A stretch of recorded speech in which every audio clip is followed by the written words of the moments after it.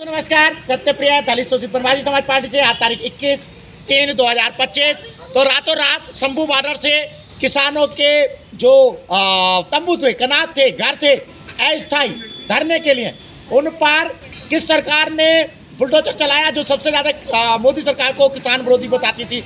आपने आम आदमी पार्टी ने ही पंजाब में अपने पंजाब के किसानों पे रात में समय बुलडोजर चला दिया, उनके अस्थायी तंबू और घरों पे।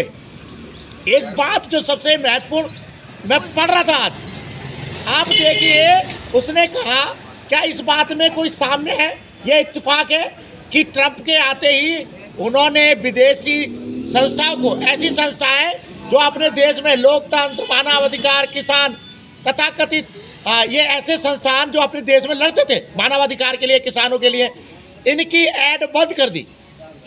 यहाँ पे आप देखिए, मुश्किल से हफ्ता भर 10 दिन पहले शायद ट्रंप सरकार ने इस प्रकार की ऐड बंद की है। भारत में भी बहुत भारी ऐड दी जा रही थी और हफ्ता 10 दिन 15 दिन गुजरते ही बुलडोजर, 13 महीने पुराने किसान आंदोलन पर बुलडोजर फेर दिया गया।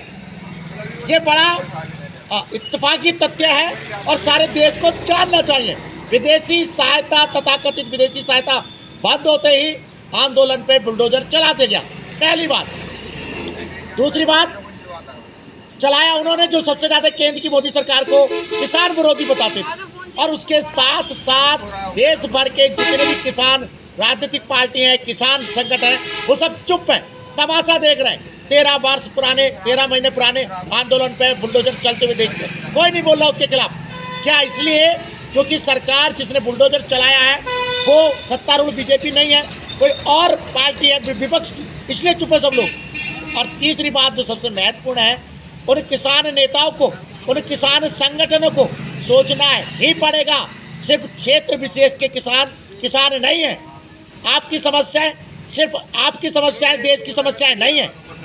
जो भी किसान आंदोलन है, चाहे राजनीतिक संगठन है, जब तक वो समाज के बड़े हिस्से का प्रतिनिधित्व नहीं करते अपनी मांगों में, तब वो इसी तरीके से अभिशप्त होते हैं, उजाड़ दिए जाने के लिए।